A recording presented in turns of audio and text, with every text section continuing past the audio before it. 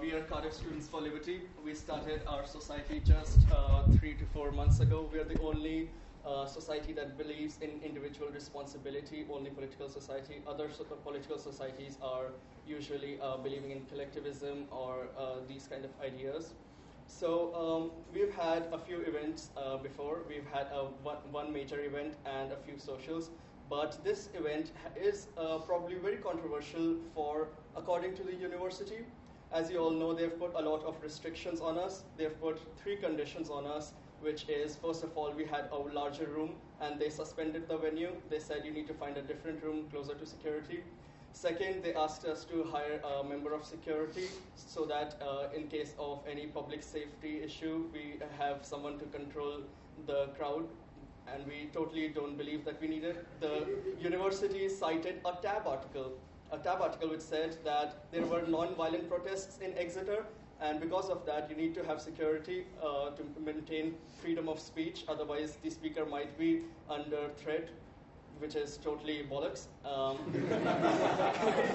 Because that event happened in Exeter a year ago, and the speaker just yesterday gave another talk at Exeter, and Exeter had no objections. They did not ask for any public safety measures to be taken, and the speaker gave a UK tour and around 6 to 7 universities where he spoke, including King's College, and none of these universities asked for any kind of security. It's just Cardiff University and the Students' Union which are saying that he's very controversial. And this topic is not really that controversial, as Dr. Yaron Brook will make a moral case for why capitalism is the best way to cure poverty. So yeah, without any further ado, I'll introduce Dr. Yaron Brook. He's an Israeli-born American entrepreneur. He's worked in his own hedge fund, and he was in the Israeli military intelligence long ago. Then he went to US and he studied MBA and PhD, and he was a very distinguished lecturer at Santa Clara.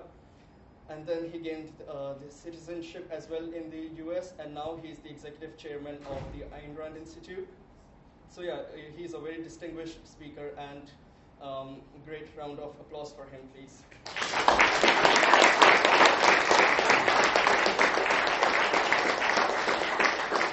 So thank you for the kind introduction. And as you'll see, yeah, I am controversial. So what, right? The whole idea of we wouldn't need protections of free speech if nobody was controversial. If we all were nice to each other and always agreed, then we wouldn't need to be protecting speech. The only reason we have protections on free speech is to protect those who offend, right? So if I offend anybody, good, I guess. Not my intent, but the truth sometimes offends, so be it. I'm just curious, before I start, and since people are still coming in, I'm curious, how many people here have read Ayn Rand, anything by Ayn Rand? Right, about almost half. Pretty cool. So if you're curious about Ayn Rand, if you're curious about her philosophy in more detail or anything like that, ask me in the Q&A. I'll make some references while we talk about capitalism today to her ideas, particularly to her ethics, which I think is, for me, the heart of her philosophy, the heart of her ideas. I also would recommend, there's a bunch of free flyers, I think in the back, free brochures on different topics. I highly recommend that you pick them up and hopefully actually read them. It's intellectual content in writing is always, I know for your generation this might not be true, but it's always better than just listening to a lecture. When you read, you're actually engaged in a way that you don't when you listen. So capitalism and poverty. I mean, why do we have to give a lecture on this exactly? It should be kind of obvious. What's the rate of poverty? I mean, real poverty, not the kind of poverty we have today even. Real, deep poverty. The kind of poverty we have today in Africa. The kind of poverty we might have in Cambodia. The kind of poverty where people live at less than $3 a day. In real terms, $3 a day. Not, dollars of a long time ago. Today's dollars. $3 a day is what the UN says is real poverty. what do you think the percentage of the population that lived on $3 a day was 250 years ago? In the world, but including in England and in Western Europe and in, the colonies, the 13 colonies. What was the percentage of the population that lived on less than $3 a day? 99. Yeah, 99 is close. I'm a little bit more generous. I say 95. But it was well into the 90s. Almost everybody. Now think about what it means. Think about your life. Think about how long you could survive on $3. Not very long. A few hours maybe.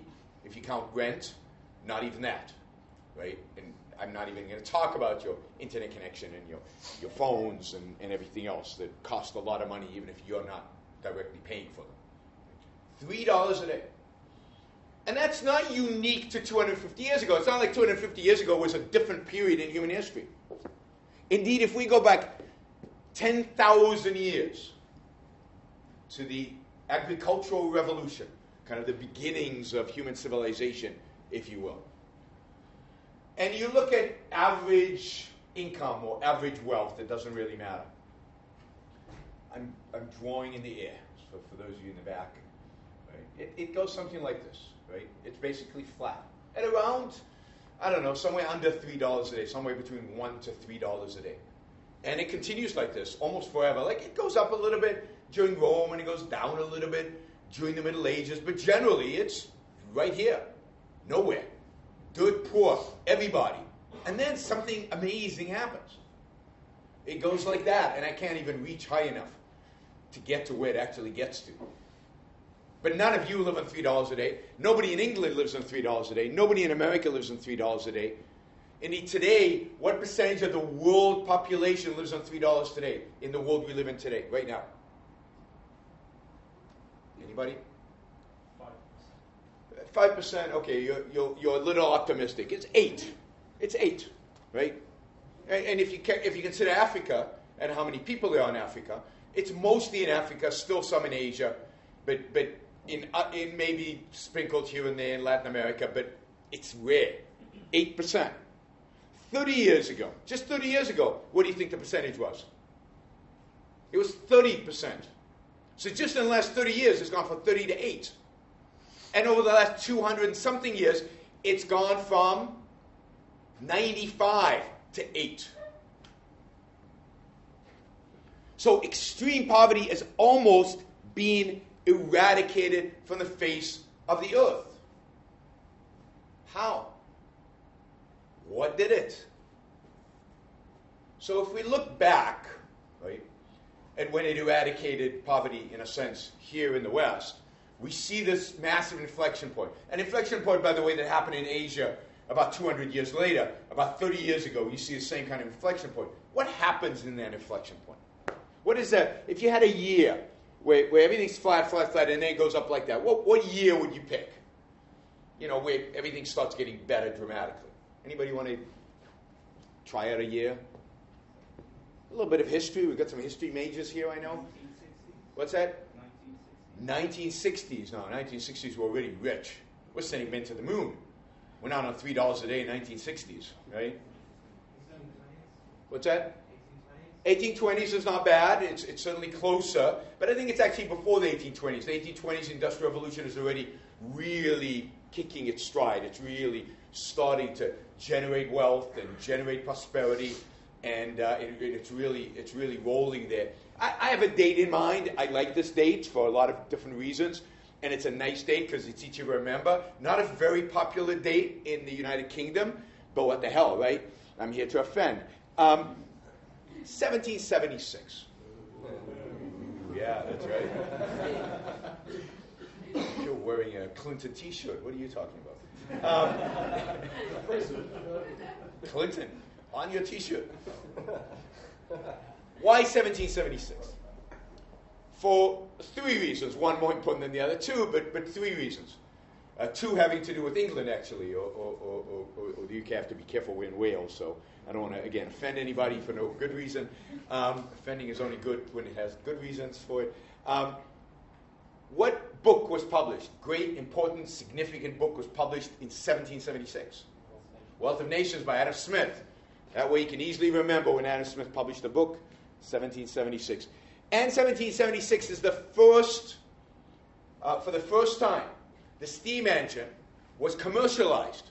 It had been invented earlier, but its first commercial use was put into place here in England, in the UK, in 1776. So in that sense, you could argue that that's the very, very beginning of that Industrial Revolution.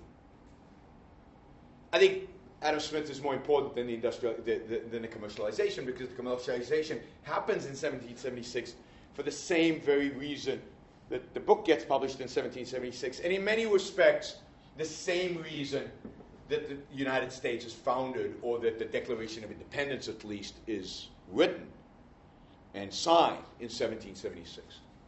To me, the Declaration of Independence, in spite of how you Brits might feel about it, is probably the most significant political event in human history. Because it declares a new principle that would never really been articulated in a political context before. It had been discussed by philosophers, primarily John Locke, and the philosophers of the Scottish Enlightenment, and to some extent the French Enlightenment, but it had never been placed into action, never been put into action, never actually been articulated in a political working document.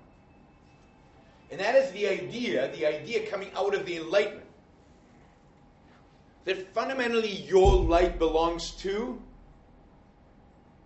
who does your life belong to? You. But that's new, right? We take it for granted. I'll travel all over the world and ask audiences that question, and they all say, yeah, my life belongs to me. You didn't think that not that long ago in some places in the world, but even in the West. Pre-1776, your life belonged to whom? To the king, to the tribe, to the council, to the pope, to God, to fill in the blank. Some group outside of you, to society, to the community, but not to you. You are nothing. You are a cog in a grand machine striving towards something. That something led to flat income and flat wealth and a pretty brutish... By the way, what was life expectancy? From negative 10,000 until 1776. 35? Yeah, 35 to 39, something in that range. Sometimes got worse. Sometimes depends on the particulars of the plague, right? At any given point in time. But yeah, it was below 40. Below 40. When things went like that in income and wealth, what happened to life expectancy? Same thing. It doubled, within about 150 years, and has since have gone up a lot more. And, if not for... I won't say it. I'll leave my attack on the NHS to later.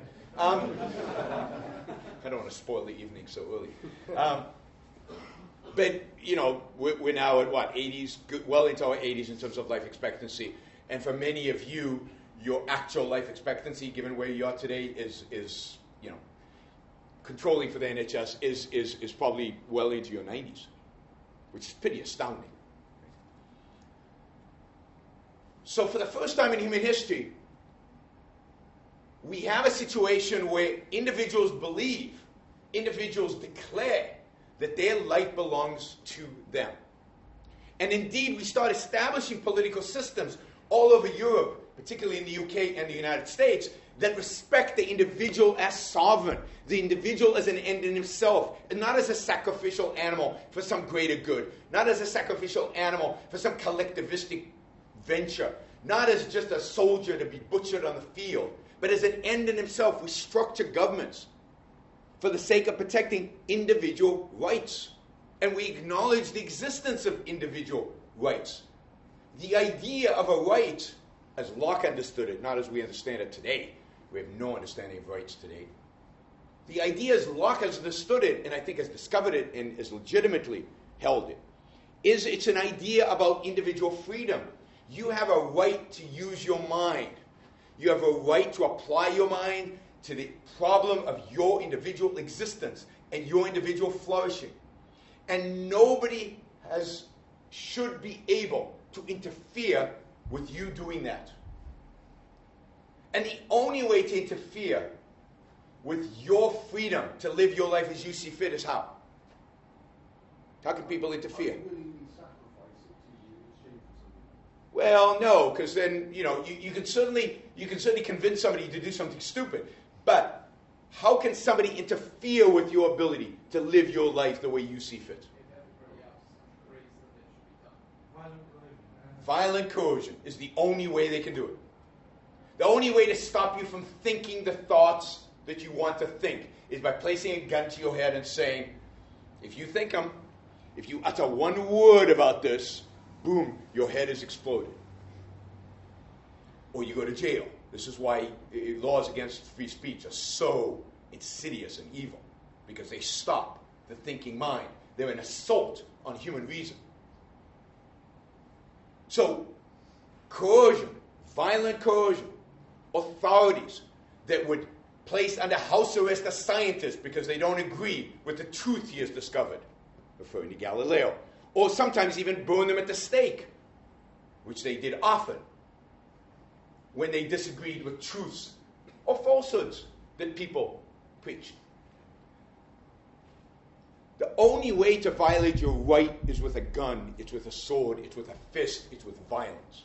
It's to stop you from acting, stop you from thinking. This is the great achievement of Locke and the Enlightenment thinkers, and ultimately of the establishment of the U.S. and the political systems that evolved post the establishment of the United States of America. Now, what does that do to human life? Suddenly, we are free to live for ourselves. We are free to go out there and produce and create and invent. We suddenly have the ability to take science, expand science, think about science without the fear that the Catholic Church or the Protestant Church or the Church of England or somebody will tell us that's not approved. Or the government saying that's not approved. As some governments do today, including the American one, right? Certain fields of science are not allowed. We suddenly were free to think these big thoughts. And then we could take the science and apply it, call that engineering, and then we could take that engineering and turn it into businesses. And for the first time in human history, you didn't have permission to start a business. You didn't have to get permission to change careers. You didn't have to get permission to choose a job and a life for yourself. You got to decide what kind of life you were going to live. That's unusual in human history, right? Before the late 18th century in England, you belonged to a guild because your father belonged to a guild and a grandfather belonged to a guild, or you were a peasant, and therefore you were a serf and you belonged to some aristocrat who told you what to plant, what to harvest, when to do it, and if you didn't, he would beat you or he'd kick you out into nowhere. That's the reality of human life everywhere on the planet until this amazing thing happened. And we were freed up. And suddenly, when we were freed up, what happened? We built, we created, we produced, we made, and we could own it, we could keep it. That's the other part of this, right? Because individual rights included a right over property. Not only can we think for ourselves, not only could we live our lives, but we could now own stuff, and it was ours, and no aristocrat could come and just take it from us. We got to own our life, and we got to own the things that are necessary to make our life possible. And as a consequence of that, we started producing huge amounts. And what happened? Well, that happened. We started making huge quantities of wealth. Life expectancy doubled. Poverty at the level of 1776 poverty disappeared. Basically in the West went to zero. Now what do we call this system that protects individual rights, that respects property, that allows people to keep what they own, that encourages innovation, entrepreneurship? What do we call that? What's a nice one word? What did Marx call it? Right? Let's go to the authority, right? Karl Marx, what did he call it? Capitalism. Capitalism eradicated poverty. Poverty, which had been systemic, which had been natural, which had been part of human life for 10,000 years, that level of poverty disappeared from the face of at least the countries that adopted capitalism, it completely disappeared. It was eliminated. It went away. So this idea of does capitalism, can capitalism solve poverty? I mean, that was answered a long time ago. There's no debate here. There's no discussion. Of course it does. And then what happens is, if you keep following history, right, what you see is, people stay poor in Asia, but then some countries in Asia adopt elements, not even pure capitalism, just elements of this idea of individual rights, this idea of freedom, this idea of property rights, this idea of encouraging innovation and entrepreneurship and encouraging people to keep their wealth and invest that wealth. In other words, they embrace elements of capitalism. What happens in those economies? Well, they create huge amounts of wealth and they eradicate or eliminate, for the large extent, real poverty.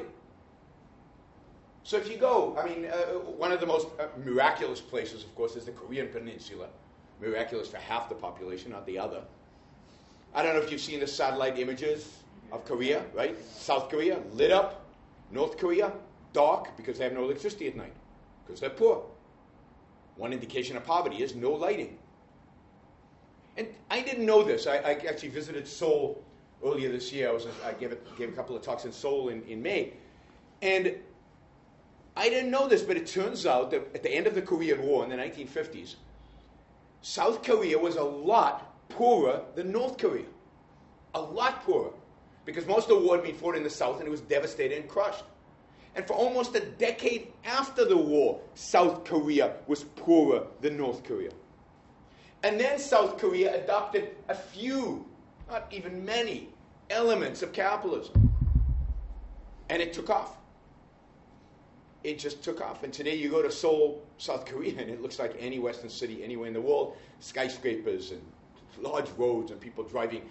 I mean, they have high tariffs and importation of cars. They're all driving Korean cars. But Korean cars are pretty good, right? So here they are producing cars, right? Producing all of our TV sets. I don't know. In America, you can't buy a TV set that's not made in Korea now. But they've become rich. Life expectancy is grown. They actually are now innovating in stem cells and in certain genetic engineering, because they have more freedom over there than we do in the United States to do that kind of research. South Korea is booming. And you go country by country. You go to Taiwan, which was very poor when they came over from mainland China, and it was too many people because it was a tiny little island. And look at them today. They're far richer than the Chinese in China on a per capita basis, far richer than the Chinese in China, because they adopted some, not a lot, of capitalism. You go all across Asia, every place you go, everywhere you touch, where they've adopted capitalism, and to the extent that they adopt capitalism, they become rich. India, 1991, up until 1991, was committed to British socialism. They loved the socialism. And they suffered about as badly as Britain suffered from socialism. But you've forgotten because you love Jeremy Corbyn now. Well, maybe not in this room. Maybe not in this room. Maybe we've actually got all the people in Cardiff who do not support Jeremy Corbyn in one room. I mean, that would be quite an achievement. Yeah, especially at the Students' Union. But, India was dirt poor. It had nothing. It was going nowhere. In the 50s, 60s, 70s, 80s, under the legendary governments of Gandhi's and News and all this stuff, nothing. From economic development, nothing. They stayed dirt poor. And then in 1991, they started liberalizing just a little bit. And then a little bit more. And then a little bit more. And today, it's one of the most dynamic economies in the world. Because they allowed a little bit of capitalism. Imagine what India could do if they actually allowed for capitalism, for the whole shebang. So that was 91. Previous to that, 79, Mao Zedong finally died. A little late for about 60, 70 million people that he managed to murder in between, but he finally died. That's a lot of people. Yeah. Think about what we think about when we think of Hitler. And for some reason, when we think about Mao, we don't think the same thing. Or we think about Stalin and Lenin. You think that they would all be in the same category of hell. Maybe Stalin, Lenin, and Mao even lower rung of hell. because they killed more people. Many, many, many more people by orders of magnitude.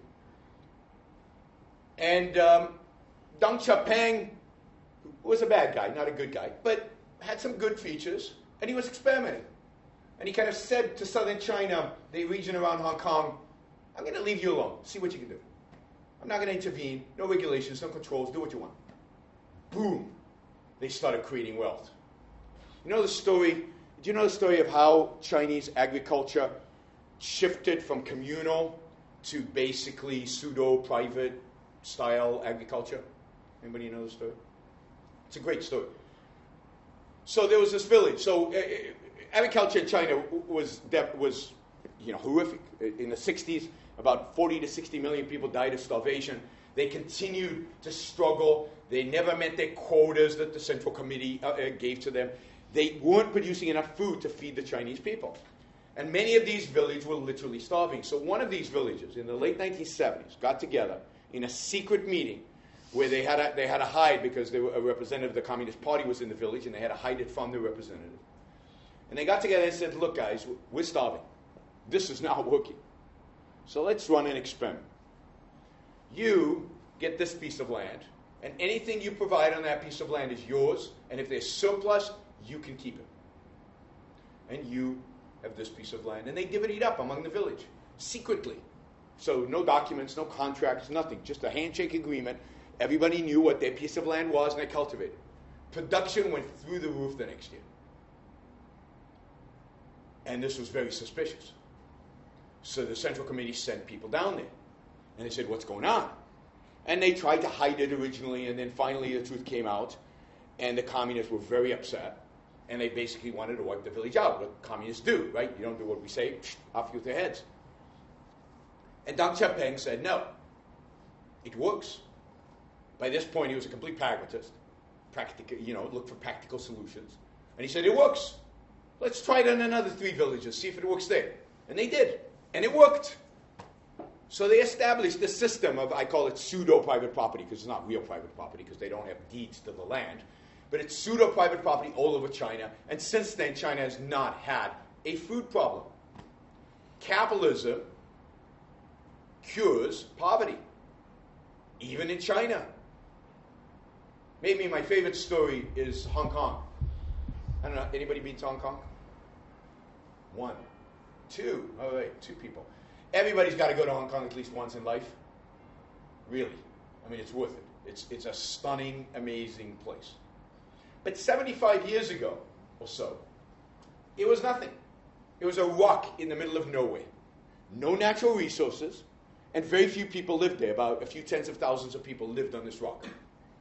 And, China didn't care about it. That's why they were willing to lease it to the English. The English liked it because they wanted a port.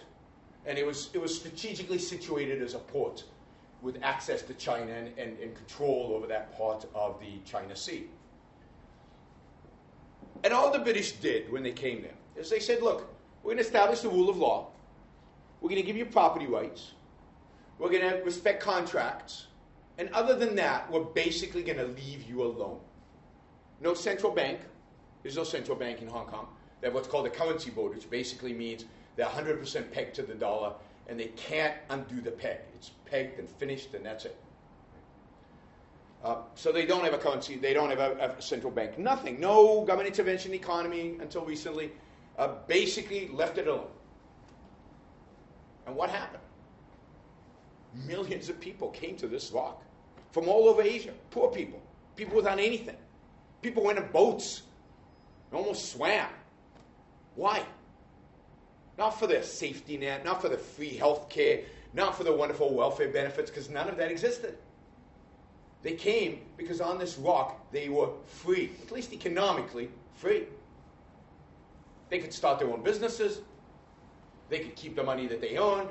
They could invest it any way they wanted to. And today, 7.5 million people live on this rock. More skyscrapers than New York City. And a GDP per capita higher than America, higher than the United States of America on a purchasing power parity level. They are richer than Americans. It took them 70 years. It took America 250 years to achieve the same level of wealth. Why? Because they have capitalism. Are there poor people in Hong Kong? Relatively speaking, absolutely.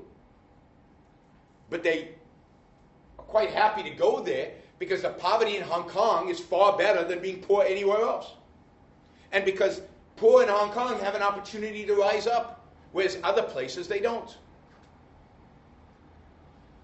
So does capitalism help with poverty? Yeah, big time. Indeed, the only social system in human history to deal with the issue of poverty, to eradicate poverty, at least extreme poverty, to eliminate starvation, to eliminate subsistence farming, to eliminate the kind of deprivation that $3 a day results in, is capitalism. There is no other system.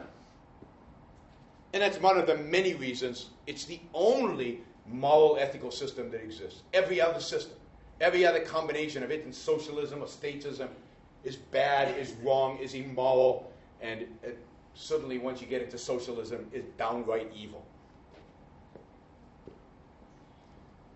The real mystery, the real challenge, I think, for everybody who knows the facts and who knows history and who studies it a little bit is, why don't we all know this? Why isn't this one of those self-evident truths that is just obvious? Why do we continuously flirt with socialism? A system of government that has given us nothing but suffering, starvation, and murder, and poverty. I mean, the best example of this right now, we're living through it right now, is the country of Venezuela. 30 years ago, Venezuela was the richest country in Latin America. Not a particularly free country, not a country you want to uphold as a model for anybody, but because they had great natural resources, they had more oil than Saudi Arabia, more oil in the ground than Saudi Arabia, known reserves, highest in the world in Venezuela. They had incredibly fertile land, so they were basically a food basket of Latin America. They were exporting food. And they were relatively wealthy. Again, not a particularly a good society, and there's a lot of oppression and exploitation and just a lot of bad people there. But they were rich, relatively speaking, for Latin America. Richest country on a per capita GDP basis in all of Latin America. Today, 30 years later, they are the poorest country in Latin America with the lowest GDP per capita in all of Latin America. They still have the oil. Doesn't make any difference because they've nationalized the oil companies, nationalized the oil servicing companies, nationalized every aspect of the oil industry, and it has collapsed. They can't pump anything out of the ground. So yeah, it's in the ground, but you know what you need in order to get oil out of the ground? Capitalism. You can import it by hiring foreign companies to come and do it and hire foreign technology, as the Middle East does, or you can try to nationalize it and destroy it thus, bring socialism to it. Not only are they poor, but they're starving, like socialism always does. It starves people. They're going back to that pre-1776 life. Babies are dying of malnutrition. Friends of mine who've been to Caracas said there are no pets in Caracas. Nobody has dogs or cats anymore. Why? Because they've eaten them. Right? The zoos were broken into. All the animals were eaten from the zoos. There's no, the land, which is still fertile, is all centrally planned agriculture, communal farming, which in every country it's been tried produces exactly the same thing, famine, and people are dying. This is always the consequences of taking socialism seriously. Always.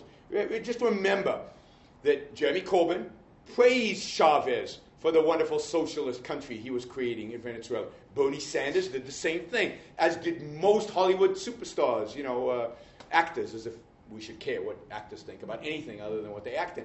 But they did. None of them have retracted those statements. None of them have condemned the current regime. None of them have condemned socialism because it failed so badly. They all are either silent or say, oh, now there's corruption. What's interesting about Latin America is that another country very close to Venezuela, not that far, which used to be the poorest country in Latin America 30 years ago, and is now the richest country in Latin America. And it got to be rich by adopting pro-market, pro-capitalist policies, by liberalizing its economy, by privatizing its natural resources, by privatizing its social security, which was one of the most outstanding things that was done. That country is Chile, and it today is, on a per capita basis, the richest country in Latin America. But what's really interesting about this example is the fact that in Chile, they have now voted twice for a socialist as president. And she is systematically undoing all the things that made Chile rich. So what is it about socialism that is so appealing? And what is it about capitalism that is so offensive? And it can't be that capitalism leads to poverty, because it's the other way around. Capitalism leads to success. It's socialism that leads to poverty. So it's not because we care about the poor we want socialism. We don't care about the poor. That's why we want socialism. Envy. Well, envy is certainly a part of it, but one wonders what kind of culture generates envy in such quantities. And at the expense of one's own life, quality of life. So, half the population of the United States, half the population of Great Britain are just envious? There has to be something deeper than that. What is generating such a disgusting, evil emotion as envy, where people are willing to vote on it and, in a sense, sacrifice their own lives for the sake of it? Well, ignorance is certainly part of it, but then one wonders, why are people so ignorant? This is not hard. All you have to go is visit Hong Kong. You can see it right in front of you. So I believe it's something much deeper than any of that. I believe that we hold, and this is Ayn Rand's point, that we hold a moral code, a belief in ethics and morality that is incompatible with capitalism, that is incompatible with freedom, that's incompatible with individualism, and indeed is 100% compatible with socialism. And it's a moral code we've had for at least 2,000 years, and that we're not, for a variety of reasons, willing to give up. And our philosophers provide us with no alternatives. They all continue to preach and promote the same moral code. Because what do we in the West or everywhere, what do we believe is moral, good, virtuous? What's noble? Altruism. Yeah, but what does altruism mean? It's a nice word. Self-sacrifice. Yeah, it's all about self-sacrifice. To be good, to be noble, is to self-sacrifice. It's to give and expect what in return? Nothing. Nothing. And the less you get in return, the more noble the gesture was. Because what we believe is noble and good is selflessness. It's placing the interest of other people above our own. Auguste Comte, the French philosopher who coined the term altruism, said that if you do an act for somebody else, and you think, oh, I'm going to enjoy this, because I'm helping somebody, it's not moral anymore. So any tinge of self-interest, any tinge of making it feel good, any tinge of personal motivation wipes out the act as noble, good, virtuous.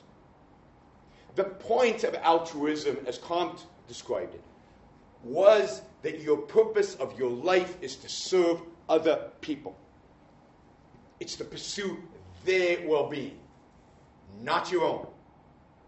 And when you pursue your own well-being, at best you are doing something amoral, and at worst you are doing something immoral. But it can never be something good. What do we do when we, as good capitalists? What do capitalists do? Exploit the poor. I thought I just showed you. They eradicate poverty. So what do capitalists do? Pay tax. Create wealth. Exchange capital. Serve themselves. Hide their money offshore. Yeah, that's the same as serving themselves. Capitalists serve themselves. And by the way, hooray to those who manage to protect their money by putting it offshore. I'm a big supporter of Panama and any tax haven that allows you to protect the money you earn from the thieves who want to take it from you. So the essence of capitalism is not paying taxes. It's the opposite. It's not even creating wealth. Because many of us will create little amounts of wealth, not huge amounts of wealth, and yet we're still practicing in the context of individual freedom, in the context of property rights, in the context of capitalism. The essence of capitalism is the pursuit of one's own self-interest. I often use my iPhone. What is Steve Jobs? Who did he build this for? Steve Jobs. Why? Why did he do it? To do what? What's the purpose of doing this? Make money. Made a lot of money, billions of dollars for himself and for Apple and for his shareholders.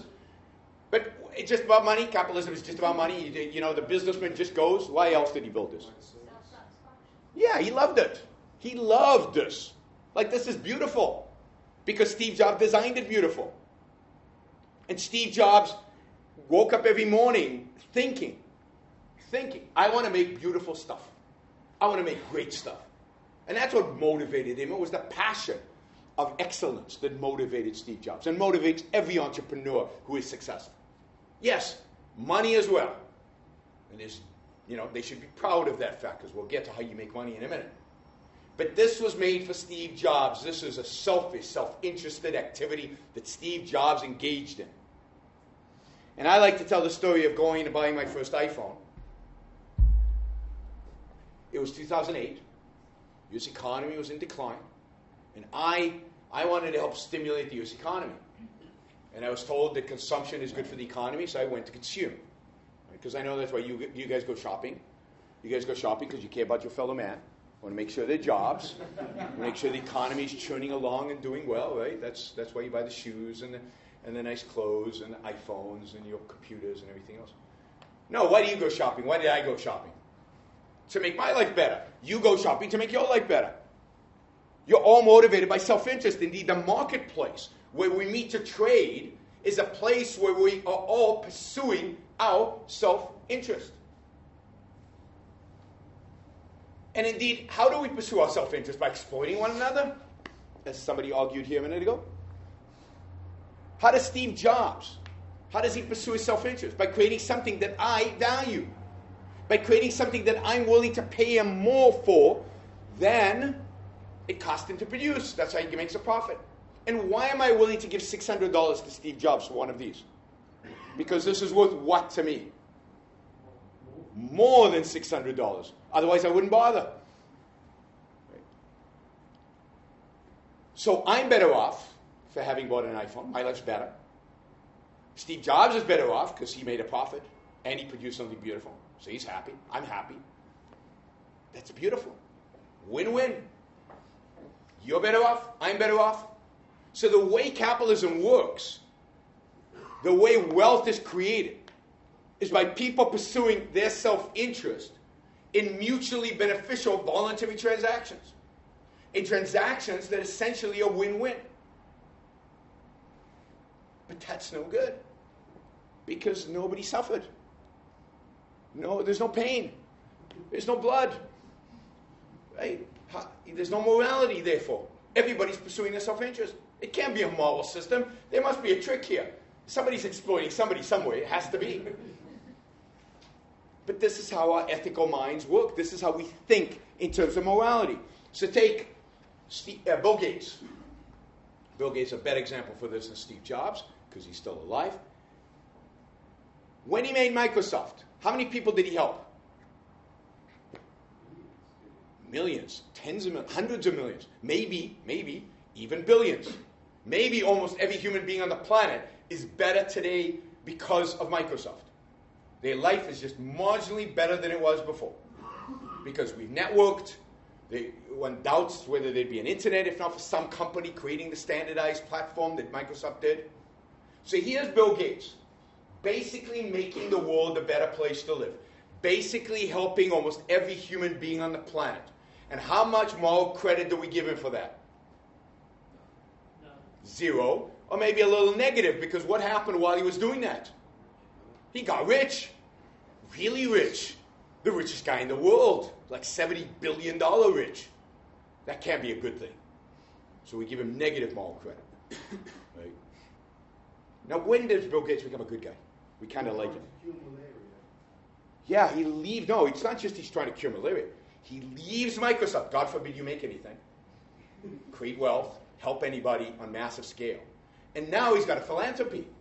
He's got a whole foundation. And he's giving money away to Africa, far away. So you cannot accuse him of being self-interested. It's not like he's trying to do something good for Seattle, where there are lots of homeless people and drug-addicted teens and lots of things that he could be helping with. No, if he'd done it in Seattle, we would have said, you're being selfish again. We don't accept that. No, he had to go all the way to Africa. And he'd probably help 1,000, maybe 100,000. I don't know. He'll do good work. I'm not against philanthropy. It's great, right? It's just not that important. Not that big of a deal. He won't help billions. He'll help a few thousands. But now it's okay. Because he's not making money, God forbid. He's not doing anything too self-interested, God forbid. He's not benefiting himself in any too big of a way, right? Because we don't like that. Morally. And our moral philosophers don't like it. Now, he's still not a saint. Why is that? Yeah, he's rich. He has a big house. He flies private jet to Africa, not coach, right? His own private jet. He's got a massive yacht. He's living a good life. And he actually, when you see him interviewed, he actually looks like he's enjoying what he's doing. Now, no saint enjoys what they're doing. If you enjoy what you're doing, you don't become a saint. If you go to any museum, right, and you go look at paintings of saints, any one of them have a smile on their face? No, they're usually in great pain and arrows sticking out of all parts of their bodies, and they're dying some horrible death. That's what makes you a saint. The suffering, the pain, the sacrifice. Mother Teresa hated her life. Read her diaries. That's what made her a saint. If she'd loved it, nobody would have given it a second thought. That's the kind of moral code that we hold. This moral code of altruism. So if you want to make Bill Gates a saint, he'd have to give all his money away. He'd have to move into a tent. And a little bit of blood would help. Some suffering, some real pain would really be good. That's sick. It really is sick. Here's a guy who has made the world a better place, built, created, made something of himself, and changed the world in the process. And we have no respect for that. We'll probably call him a robber baron one day after he's dead. The way we call the 19th century great industrialists robber barons. Bad guys. So, when you think about a morality that says giving is good, sharing is good, sacrifice is good, human sacrifice even better, that's socialism. Socialists are very good at human sacrifice on a massive scale. That is socialism. So we have, deep in our psyche, from Christianity and from our philosophers and from pretty much every source out there, we have this deeply ingrained sense of ethics that it is about sacrifice and selflessness and other people's well-being.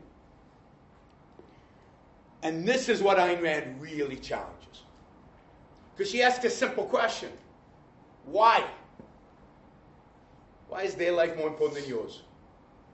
Why is somebody else's happiness more important than your own happiness? Why is your flourishing not as important as anybody else's?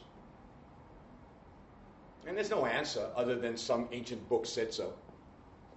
Or some philosopher decided. So Ayn Rand presents us with an alternative, which I don't have a lot of time to go into. I'll just give you a quick outline of it. But I encourage you to read her, Atlas Shrugged, or if you like nonfiction, which is a fictional book, but if you like nonfiction, The Virtue of Selfishness is a title for you. The Virtue of Selfishness. There's some essays in the back, The Meaning of Money, and some others that kind of hits on different points around her ethics. But the core of her ethics says that your life is yours. You should live your life to the best of your ability so that you, as an individual, flourish and succeed and live the best damn life that you can live on this planet, because you got one shot at it. We're not Buddhist, or I'm not at least, right? And who knows, even if I wasn't Buddhist, I might come back as a cockroach. So you only got one shot at this. So make the most of it. This is simple stuff. Live the best life that you can live for yourself. And what does that mean to live the best life that you can live for yourself? What is it that makes us human? What is it that makes all human values possible? What do we have to cultivate if we want to cultivate a good life as a human being? What makes humans humans? Thumbs? You haven't taken that class in sociology yet? What makes human beings human?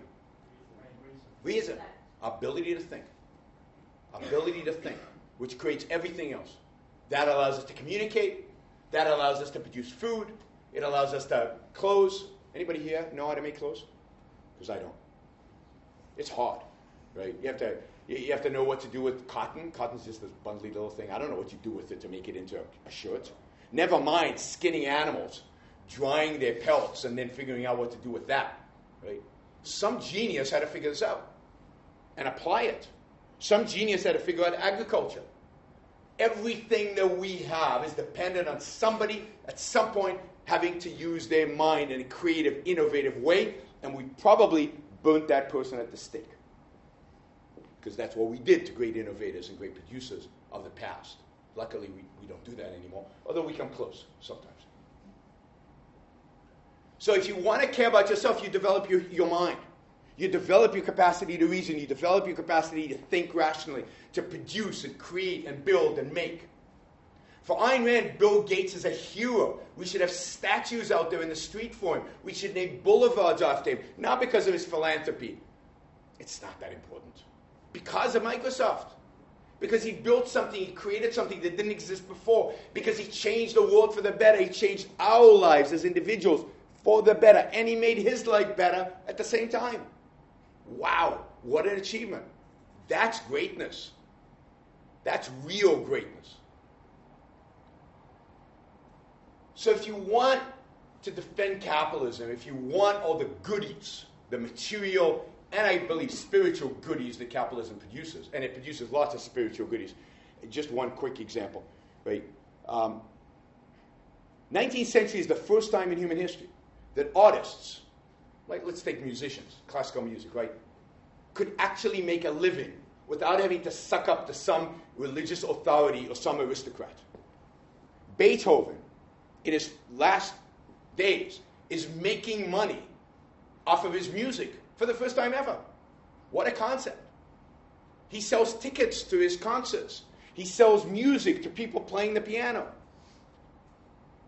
And that unleashes a massive amount of innovation in the arts, in music, in literature, in painting, in sculpture. Massive. If you look at the 19th century, there's probably never been, maybe with the exception of Greece, such a rich period in terms of the arts.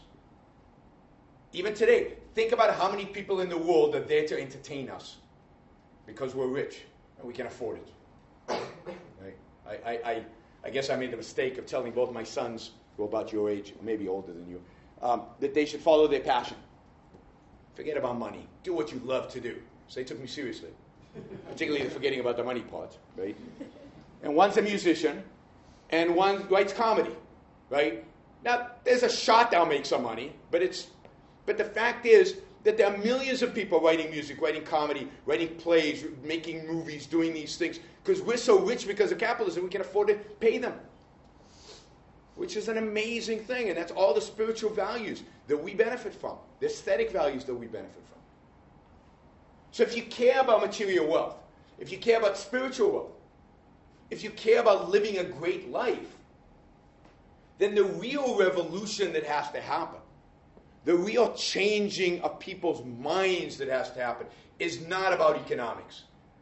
The free market side of the economic argument won 50, 60 years ago. We have the greatest economists. They've explained it all. They've refuted every single one of Keynes's arguments, Marx's arguments. Every single one of them has been done. I don't know if you've ever read a small book called Economics in One Lesson. It was written in 1947, and it could have been written yesterday. It was refuting then the same stupid government policies that we're being exposed to today. It doesn't matter. Von Mises, Hayek, Milton Friedman, they've done it. Economics is over. We won. History is over. We won. Should be over anyway. It's not. The capitalism side won. The graphs all show it. The history of every region in the world, doesn't matter what race, ethnicity, background you have. If you adopt the principles of individual liberty and freedom, you will be successful. If you don't, you will fail. Period. Capitalism works, socialism doesn't. Period. There's no refuting the historical facts. What keeps dragging us towards socialism, what keeps dragging us towards the left is not economics and it's not history. It's morality. We still have a 2,000-year-old morality. We haven't learned a damn thing. So what needs to happen is we need a moral revolution, an ethical revolution. We need to abandon altruism, and we need to adopt what Ayn Rand called rational self-interest. Using your mind to figure out what's truly good for you and living your life for yourself, for your values, for your own happiness, for your own flourishing. It's a project Aristotle started over 2,000 years ago. The purpose of morality, according to Aristotle, was to scientifically determine what are the virtues that lead to human eudaimonia, call it flourishing or happiness. The Greeks hate it when I say eudaimonia because I'm pronouncing it completely wrong. But you get the point. But nobody does that. There have been almost no philosophers that study what leads to individual flourishing. No, your purpose in life is to sacrifice. Your purpose in life is to die for some greater cause, which doesn't exist. So we need to rediscover Aristotle, and the best way to rediscover Aristotle is through Ayn Rand. And we need to study the virtues and the values necessary to lead a great life. And if we do that, if we commit ourselves to our own happiness, if we commit ourselves to our own individual flourishing, then capitalism is self-evident. Because if I want to live a good life, if I want to do what I want to do and pursue the values necessary for my life, I don't want mother government over here telling me what I can and cannot eat, what I can and cannot start a business, how much of my money is they can just take away from me. I want to be left alone. Protect me from bad guys and leave me alone. Let me produce, let me live, let me think, let me pursue values. So I hope you all take this talk not as much about capitalism, but at the end of the day as a call to a revolution. Maybe I am controversial, I guess. For a new moral code.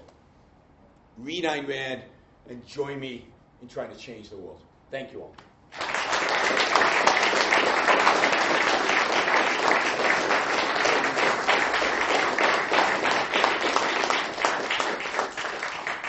All right, now the fun begins. Questions? Yeah, in the back. Hi, I'm Janet. I just want to ask you something. But before that, can I say something? Because we are born and raised in one society, and we learn the language because of our ancestors, right? So a lot of knowledge and cultural things we are inherited from the human civilization. Yeah. So when you talk about when you were talking about you live for your own good as your end note, you can't really justify that because you're not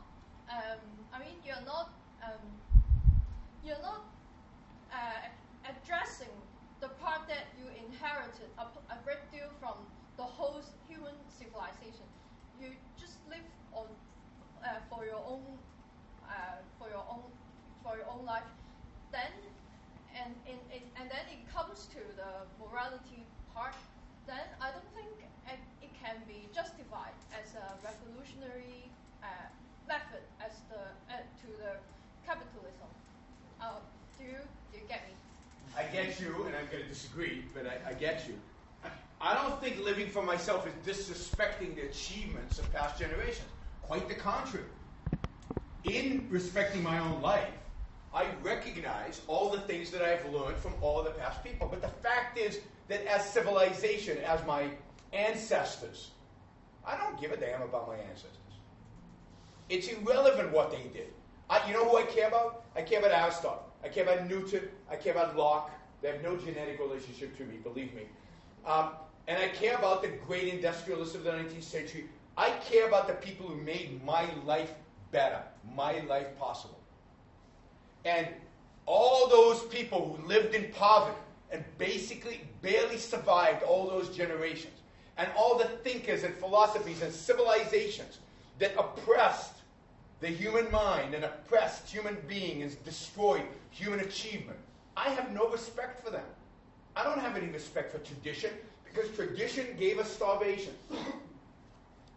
I respect those people who stood up against tradition, challenged tradition, and gave us the tools that we today can make something new. But when I say I want to live for myself, yeah, I mean, I'm not going to live for, I'm not going to live for my great-great-grandparents. They're dead already. I don't know them. I don't really care about them. I have no emotional attachment to them. Or the great civilizations of the world.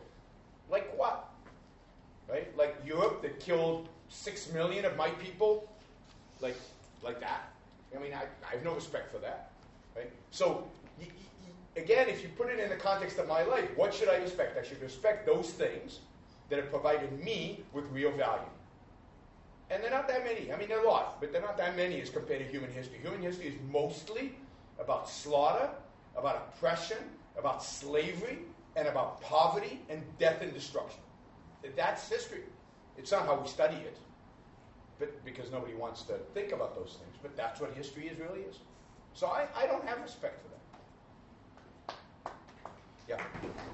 You've talked a lot about self-interest and self-fulfillment. Yes. Do you not envisage even a marginal role for sort of state apparatus such as welfare for those who, through circumstances beyond their control, through no fault of their own, are unable to pursue their own happiness or their own independence? Okay, so what do you do? The question is, what do you do with that portion of the population who really can't? They can't pursue their own happiness because they don't have the tools, whether they were born physically or mentally disabled, or whether they had an accident and became disabled. There's a certain percentage of the population that can't do it. So what do we do about those people? And now let's be clear. That percentage of the population is probably less than 1%. Well, less than 1%. It's certainly not the 47% of Americans who get checks from the government today, or and I don't know what the number is here in the UK, but the welfare state is massive. It's not about people who can't take care of themselves. It's about people who, don't want to get off the sofa, or that we've in a sense, institutionalized into accepting a welfare check in place of actually getting a job. So what do you do with that less than 1% of the population? Well, I usually ask my audience, how many of you would be willing to put some money to the side to help those people out? And almost always, most of the audience, if not all of the audience, raise their hand. And I say, fine, let's start a charity. And let's go help them. I don't want to see people dying for no reason. I don't want to see human beings suffering for no reason. I'm happy to provide charity. I think philanthropy is important. But to get the state involved is a massive mistake. The state, the essence of the state is coercion. The essence of a state is a gun. The state doesn't help anybody. This gun doesn't help anybody. The only reason to have coercion, the only reason to have a gun is to protect. And that's the job of the state. It's to protect us from crooks and criminals and gangsters and fraudsters. So that we can voluntarily get together and solve problems that we see exist. And if we see people struggling, we can help them out. If a friend of mine has an accident, I'm happy to write him a check. Happy to. Because he's my friend. And of course, the first line of defense again for people who are born, incapable of taking care of themselves is their families. But then if the family can't cope, then you bring in broader individuals who are willing to help. That's what charities have always been around for. So I believe in a safety net, a private safety net, a safety net that's done voluntarily. I do not believe in coercion. Coercion should be banned from human life forever. Yeah. Yeah. How do you speak of unpopular minorities that are in this 1%? Because if you have a by choice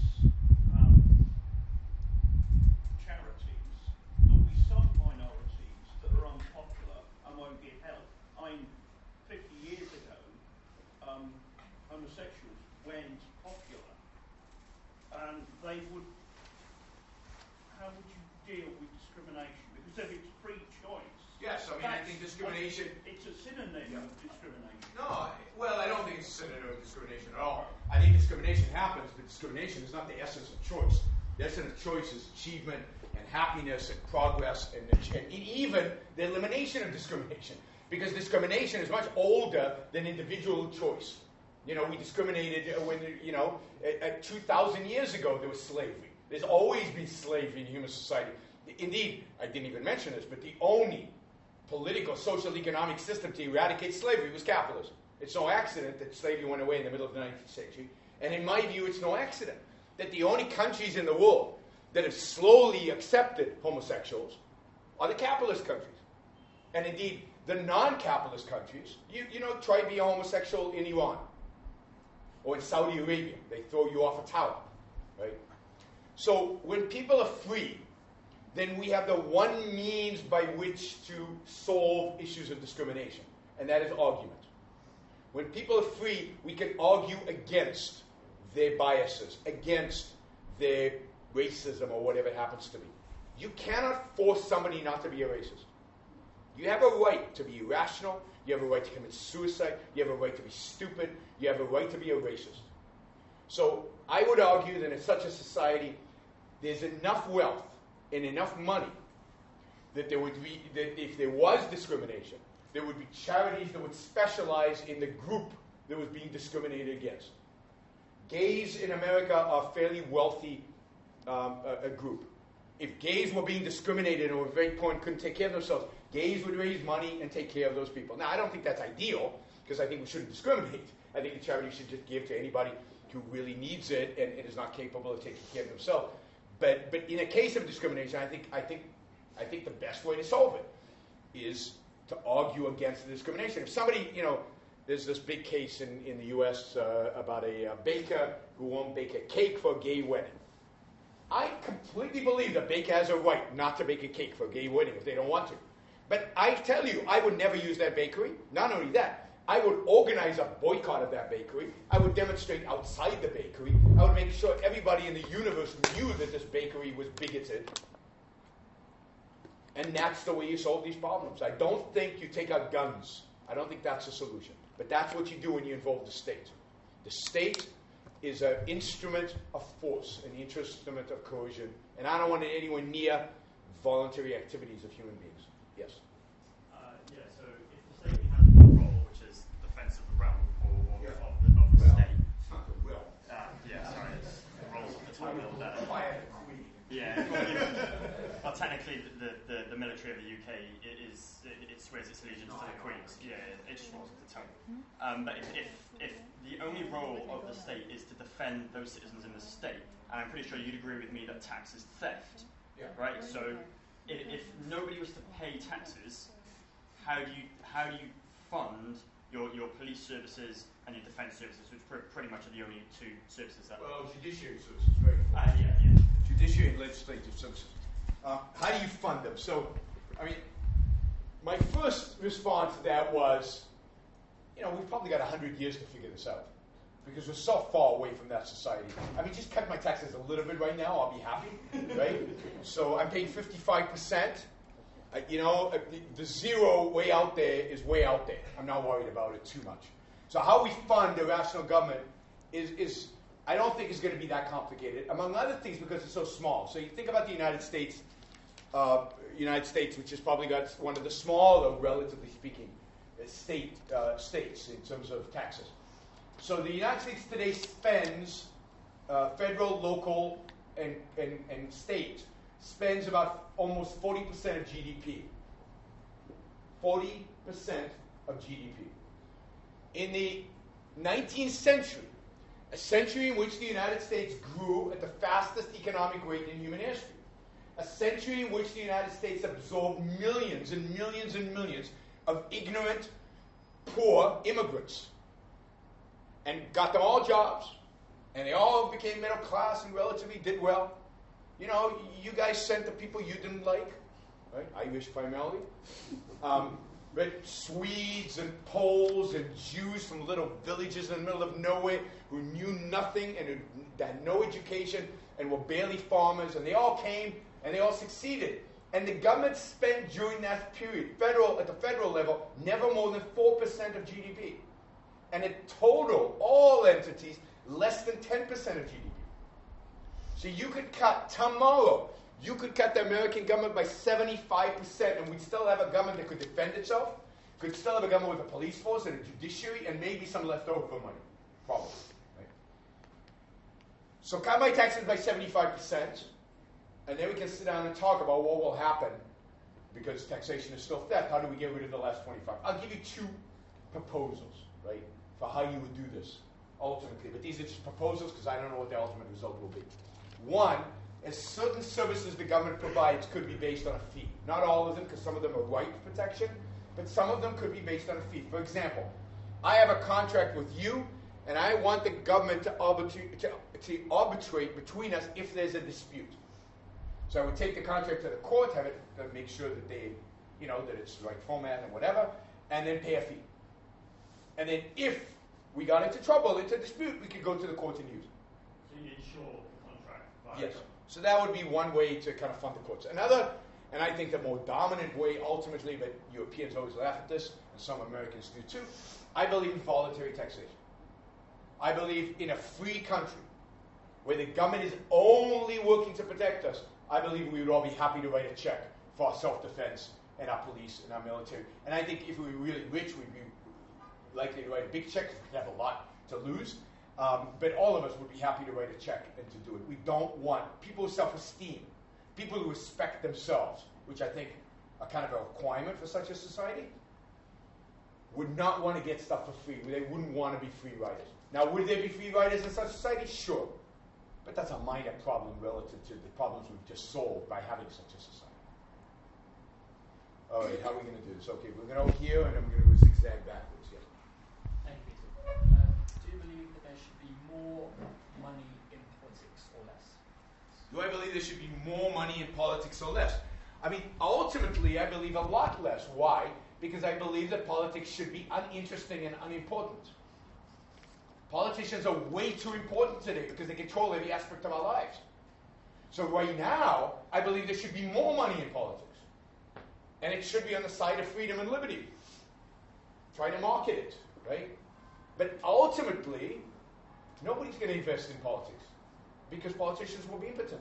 I want to make politicians impotent. I want to make politicians really good, or really able to protect my rights, to run a police force, a military, and judiciary, and otherwise have no involvement in my life. So I believe in rewriting the American Constitution. Americans love this. I want to rewrite the American Constitution, and instead of the separation of church and state, I want 4 separations. I want a separation of state from ideas. I don't think the government should be in the ideas business. I don't think it should be capitalist or socialist or anything. It should protect rights and finish. It shouldn't have an opinion about evolution. It shouldn't have an opinion about religion. It shouldn't have an opinion about anything except how to protect property rights. It's a professional responsibility. That's it. Second, there should be a complete separation between the government and economics. There shouldn't be a central bank. There shouldn't be regulatory agencies. There shouldn't be a Treasury Department. Maybe a little office to collect the voluntary taxes that people send, but that's it. Third, there should be, and this is where it gets controversial, right? There should be a complete separation, and this relates to the first separation, of state from education. The state should not be in the business of telling us what to think, telling us what history is composed of, telling us how to do math. It's not their business. And they do it pretty badly. Because why? Because they're in the business of guns, and guns don't belong in schools. Fourth, I believe in a separation of science from government. And this has only come about because of the recent, controversies around science. And there are a lot of controversies around science. Global warming, climate change being just one of them. But I don't know science. I don't know if the globe is the weather is changing or not, if it's getting warmer and there are more hurricanes and all this stuff. That's scientists.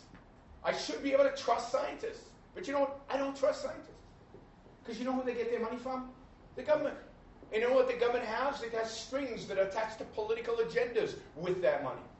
I guarantee you, if you're a scientist and you do a major study on any topic you want, and the conclusion of the major study is life is good. We're going to live a long time.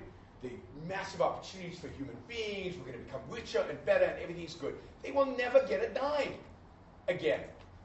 On the other hand, if you write a paper, if you do a study, and your conclusion from the study is, we think the world might end one day. We're not sure exactly, but we need to do more research. Please give us more money. Oh, you're going to flood them with money. Flood them with money.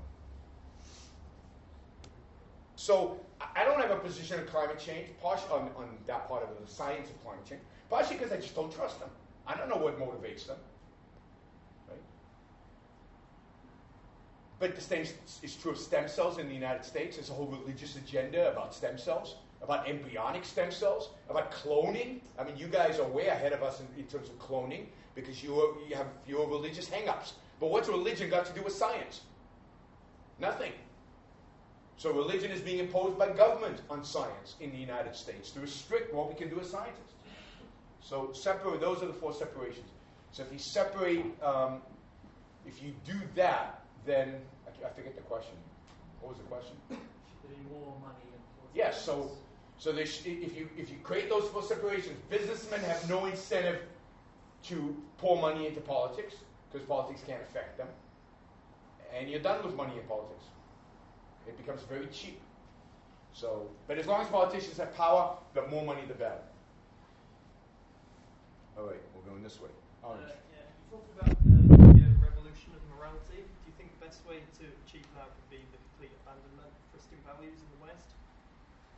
So, in talking about a moral revolution, is the solution to achieving that the complete abandonment of Christian values in the West? I think that's a necessary but not sufficient condition. So yes, I think Christian values have to be abandoned, but I don't think it's and when I say that in America, the audience goes, I mean, I'm almost stoned to death. I'm happy I'm in Europe today, where people have a little bit of sympathy towards that view.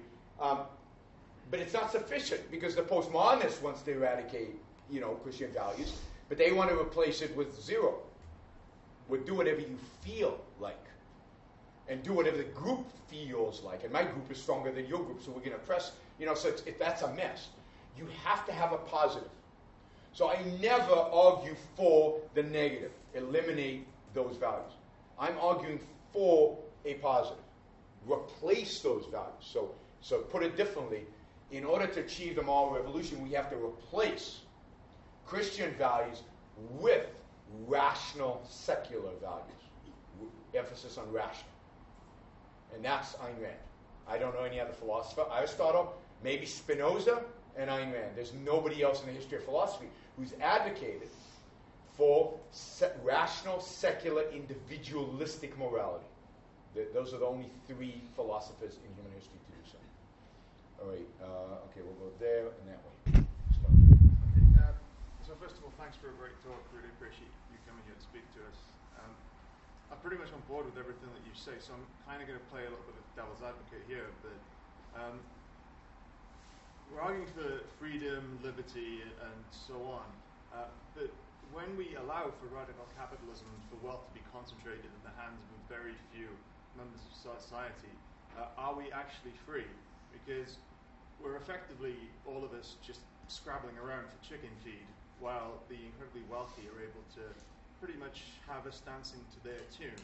And if people like Bill Gates decide to release some of the wealth that they have for whatever their pet projects are, then that's great, and that can employ people to do malaria research or whatever.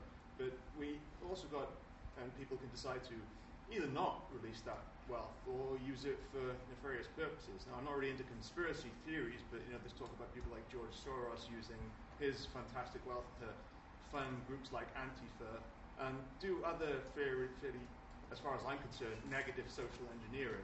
So are we actually going to have freedom and liberty if we allow for radical capitalism? Yeah, where do I start? I thought that's what I talked about the whole thing. Yeah, I mean, I'm not looking for chicken feed, and I'm no billionaire, and I'm not looking for chicken feed, and indeed, whenever I see a billionaire, I try to go up and thank him.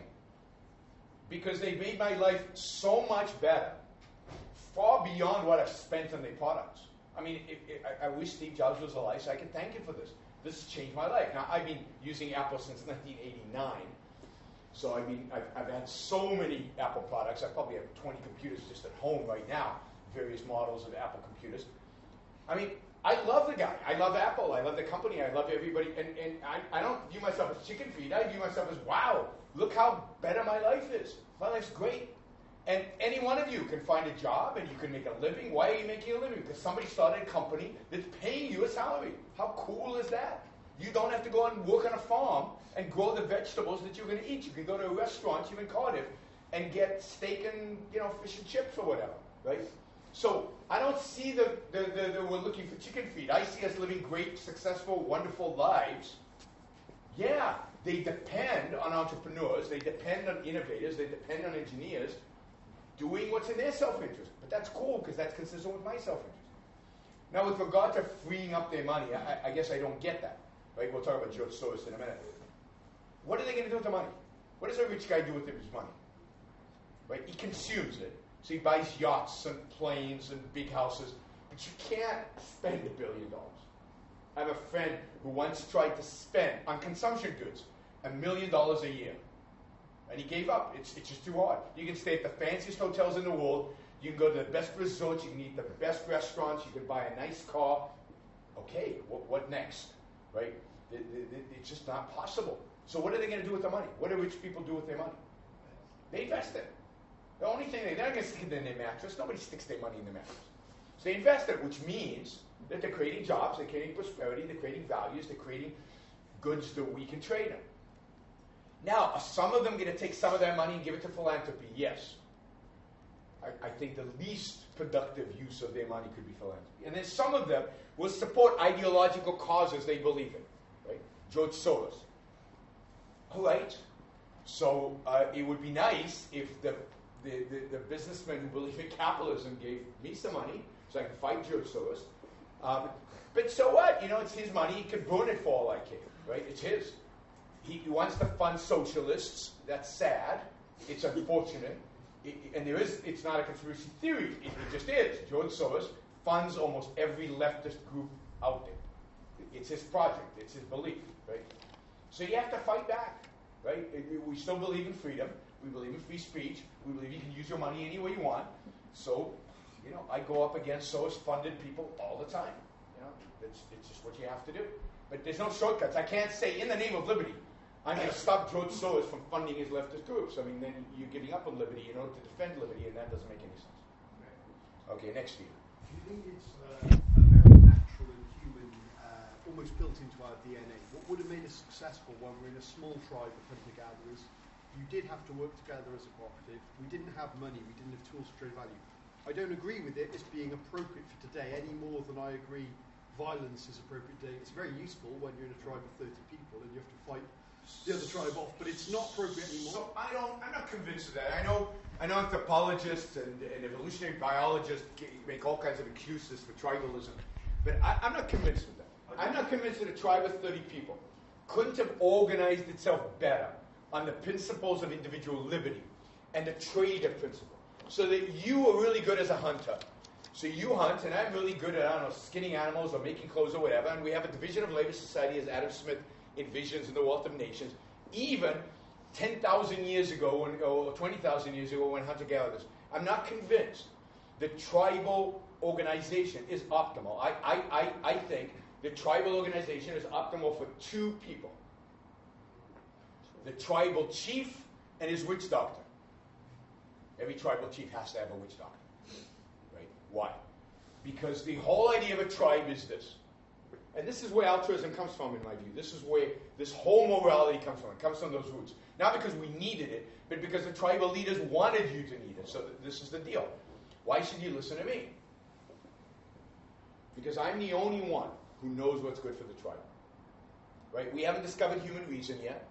We don't know that every individual can take care of himself and knows how to create and make and stuff. So we haven't discovered that. And people are wandering around trying to figure out what's right and what's wrong and what's true and what's false. And we don't have science. So the tribal leader says, see my buddy here, the witch doctor? He communes with the spirits. And he can tell us what's good for the tribe. And as long as we do what he tells us, then we're good. And you need me in order to be able to communicate, he's kind of a bubbling idiot. You need me to communicate with you, and you need me to protect you, and you need me to guide you, and you need me. And that's how you get kings and tribal leaders and dictators and all these things. I mean, what is Hitler? Hitler's the guy who communes with the Aryan spirit and tells the Aryan people what's good for the Aryan people. And they all go, yes, master, right? Same witch doctor as 20,000 years ago, no difference. Why do we need? Why do we need Lenin and Stalin? Because somebody has to figure out what's good for the proletarian, and the only way to figure out what's good for the proletarian is somehow mystically to commune with the spirit of the proletarian and to know. I mean, Marx talks about this: the will of the proletarian. How do you know what the will of the proletarian is? There's your will and your will and your will and your will. How do you aggregate them? Well, you have to be a mystic. This is the whole idea that communism is atheistic. No, communism is a mysticism. It's just not a religion. It's a different type of mysticism, but it's still mystical. It's like there's a spirit of proletarians, and I commune with it. And only I can do it. That's why you have to listen to me. And the spirit tells me that 100 million people have to die. Slavs are no good. Get rid of them. Right? And that's how these things function. And if you think about it philosophically, if you know a little bit about philosophy, the history of philosophy, then that's Plato. Plato says that we as individuals don't know reality. We can't. We're in a cave, right? You've read the cave. We're all living in a cave. We see shadows. We don't see the real world. Who sees the real world? The philosopher kings. They get to commune with the world of spirits, in a sense, with the world of forms. They know. We see these chairs. These are not real chairs. These are just fake chairs. The real chairs in a different dimension. The essence of chairhood is in a different dimension. And only the philosopher king. You laugh, but this is like the greatest philosopher in history. Only the philosopher king, actually, the philosopher gets to see chairhood. So we want to make him king because he's the only one who knows what's good for us. He's the only one who can, again, commune with the spirits to tell us what's good. And that's the role of religion, and that's the role of the witch doctor, and that's the role of our dictators, secular and religious dictators. It's why we wanted to believe our kings were anointed by God, because we needed that. We needed that assurance that they knew what they were doing, because they had guidance from a being on top. So all of this, so I don't believe for 1 second that individual human beings, that tribes, don't function better if you actually give people freedom. I think they do, but nobody has an incentive to do that. Yes. I'll come back to the front afterwards. I'm going backwards at this point. I've got 2 points. What you said about Christianity, I think you need to replace all religions, not just Christianity. Yeah, sure. I mean, Christianity is just the one relevant for most parts in the West. It's just always picked on in the West. That's okay. You can pick a Judaism. I'm quite happy. I can do the picking for you if you want. No, we'll leave that. The second point is, I think the problem with selling capitalism is... And of course, I can't pick on Islam because then they'll ban me from campus. What's left? The Buddhists are quite chilled out. The problem with capitalism and selling it, I think, is cronyism, which people get confused, and then trying to tell people that in a simple sentence. This is part of my answer to before, right? The only way to get rid of cronyism is to get rid of government controls. And I'll tell you a quick story about this. Completely true story. Microsoft, in the early 1990s, how much money did they spend on lobbying and cajoling governments and zero. No money. They had no building in Washington, D.C. They had no lawyers in Washington, D.C. They had no lobby group in Washington, D.C. They weren't interested. And they were brought in front of the Senate. And a Republican senator stood up and yelled at them. He said, you have to start investing in Washington, D.C. You have to build a building here. You have to start hiring lawyers. You have to lobby. In other words, you have to bribe me and my colleagues. And Microsoft literally, this is the senior management team. I don't think Bill Gates was there, but the senior managers were there. And they got up and said, look, you leave us alone, we leave you alone, we're not interested. And they walked out. A few months later, knock on the door. We're from the Justice Department. And we're here to investigate this antitrust issue. Anybody know what Microsoft was accused of? The bundle, their internet browser with their office. Oh, God, yes. Right? They offered a product for free. So you guys are too young to remember this, but I used to have to pay $70 to get Netscape, which was the only real good. There was Mosaic, but Netscape was the real standard. And you downloaded it, you paid $70 to get. You didn't download it, you got it on a disk, right, on a floppy disk in the days of floppies, and you put it in. $70 for this. And Microsoft came along and said, you know what? We're going to offer us for free. Whenever you buy Windows, you get Internet Explorer for free. That's what they went after. That's what they spent 10 years in court, lost, spent another 10 years with a government official at Microsoft, inspecting everything they did and having to sign off on everything. Yeah. Disgusting. Guess how much money Microsoft today spends in Washington, D.C.? Yeah, tens of millions a year. They have this beautiful building, all glass, like equal distance from the White House and the Capitol. Just gorgeous. Now, Google learned the lesson. So Google, from day one, has been giving money to all politicians in America, Democrats, Republicans. They've spent more money on politics than any company probably in history. They forgot about Europe. So Europe keeps going after them. You notice not a single antitrust accusation in the United States. Not one. Right? But Europe is completely crushed them. Every few months there's an accusation against them. Why? Because they haven't bribed the right people in Europe and they bribed the right people in America. So cronyism is a feature of statism. Cronyism is the essence of socialism. Cronyism is the essence of every single system out there except capitalism. Because capitalism means the separation of state from economics, and therefore Apple has no incentive to, Microsoft has no incentive to lobby. If you leave us alone, we will leave you alone. They didn't leave them alone, so they lobbied. All right, we were going this way. Yeah, in the white t-shirt. So, I mean, in general, I agree with most of what you're saying, but I think there are maybe areas where you sort of have neighborhood effects. So, like where your self-interest is going to cause a lot of damage to other people. So, like, it might be my self-interest to, I don't know, go into places in the rainforest and just, I don't know, cut them down or like go and kill wild animals. Okay. I mean, I suppose I'm just talking in terms of ecological damage, which, Yes. I mean, even if you argue that... Yeah, no, it's a good question. I get that question everywhere. Ecological damage. Like, Yeah, so what do you do about ecological damage? Or in like economics terms, they say, what do you do about the problems of the commons, right? And my solution to the problem of the commons is not to have any. If you sold the rainforest, and the rainforest became private property, then nobody would cut any trees down. Because you would sue them. It's like thieving, it's stealing. The reason, you know why they're cutting down trees in the rainforest today? Because poor farmers have no property rights. The state can control all the forest land. They basically burn the forest, they plant agriculture, they use up the land as quickly as possible, then they get up and they burn more forest. It's because they're poor, because there are no opportunities. No, I understand that, but what I'm saying is like, I don't think someone should have the right to cut down that forest as well. It's just so, I mean, basically, Why? Why? Because I think like some things, you know, like the evolution of life and stuff, like that, like some life has, like the fact that they're amazingly developed, like intricate things evolved over millions of years. How do we have a right to kill them? Yeah, but to me this is shocking, right? So think about it. We're animals. We're part of this beautiful evolutionary process. And you know, part of the way we survive as human beings, or the main ways we survive, is, for example, eating other animals or building buildings and building industry and living.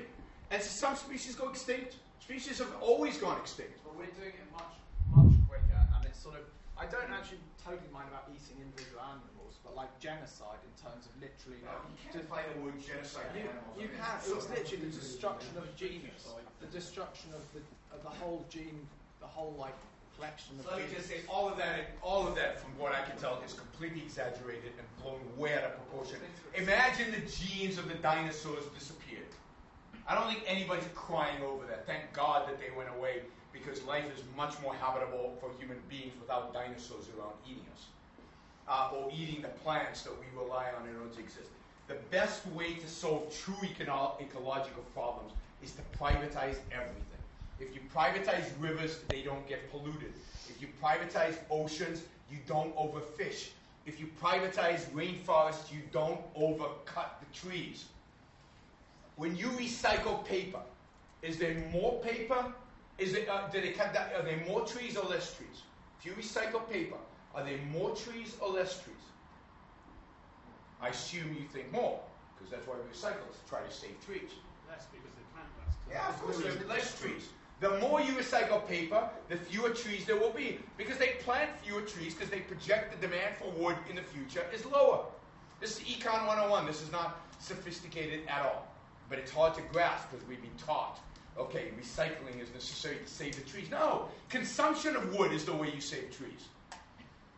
Now, if you value old trees, then yes, we could cut down old trees and we put new trees. But a tree is a tree. You're not destroying life. You're just exchanging life from old to new. How many, what do you think? We stopped eating chicken. Would there be more chickens or less chickens in the world? Yes. A lot less. The quality of the life of that chicken would be far improved. It's a chicken.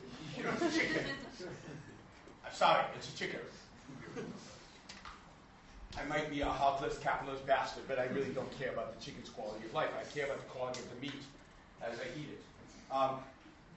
You know, and that's why we produce it industrially, is because that's what we care about.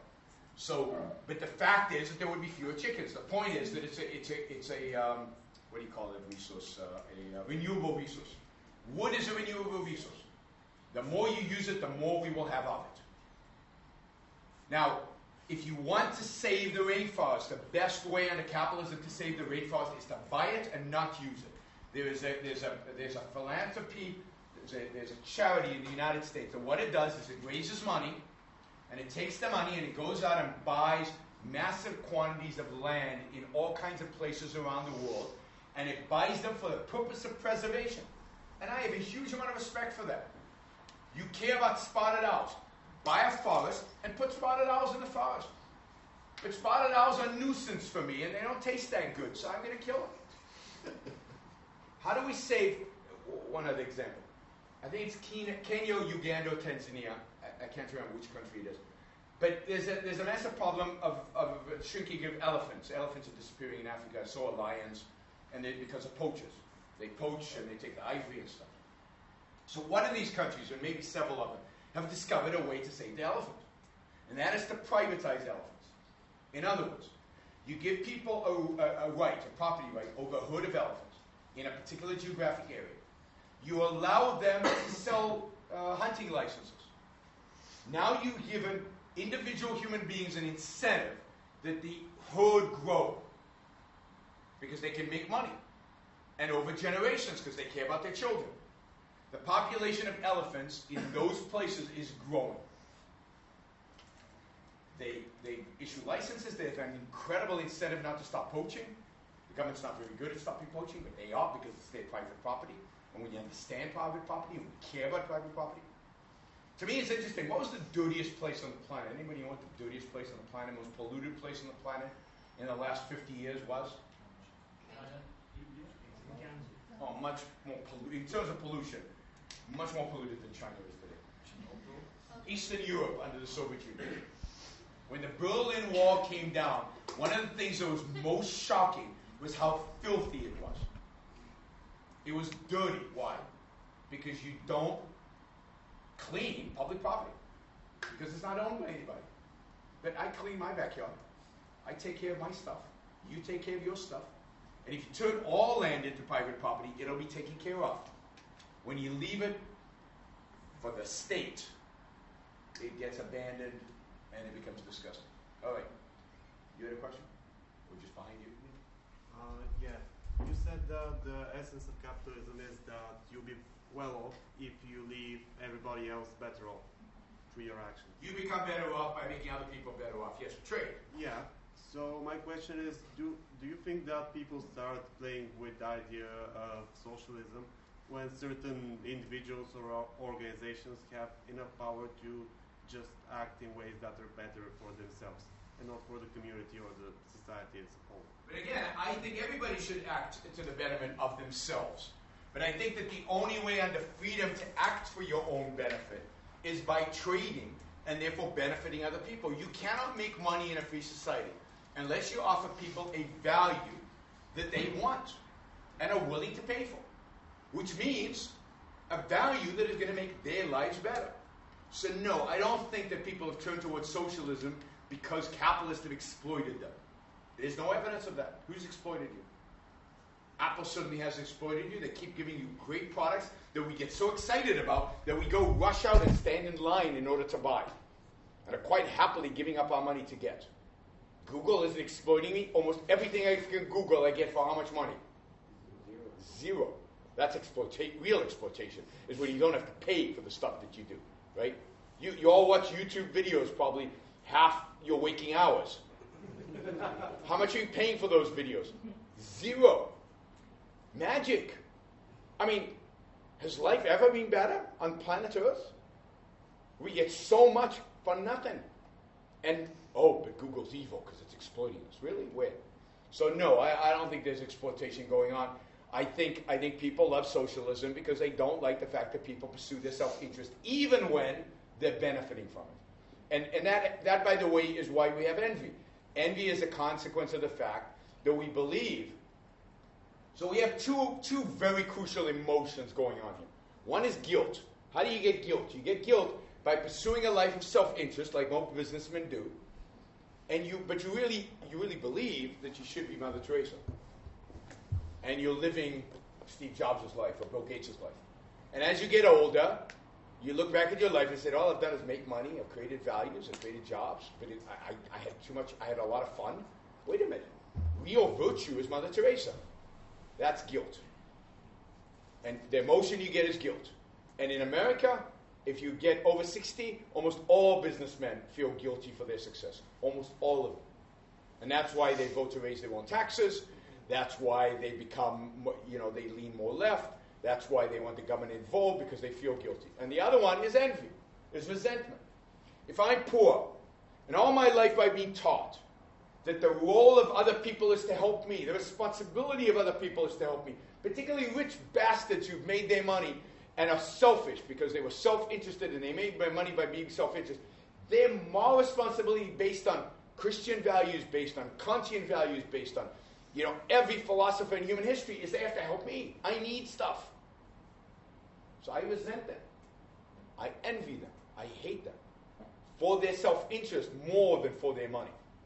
So morality is what shapes the kind of emotions that we have. And those emotions ultimately shape the way we vote. So you have more socialism, the more we believe in an altruistic morality. Yes? I was on Brook for a minute. Did anyone ask you about the NHS? No. What do we do with it then? Well, I mean, you're gonna die with it, right? That's what you're gonna do with it. What should you do with it is privatize. Completely. All of it. Thoroughly. You have to start from scratch. You've screwed it up so badly. You can't fix it. And the state has no role in healthcare. Zero role in healthcare. Healthcare is a service. It's a service that, just like making iPhones, it's motivated by the self-interest of the producer, call him a doctor, call him a researcher, call him a drug company, and a consumer, call him somebody who's sick.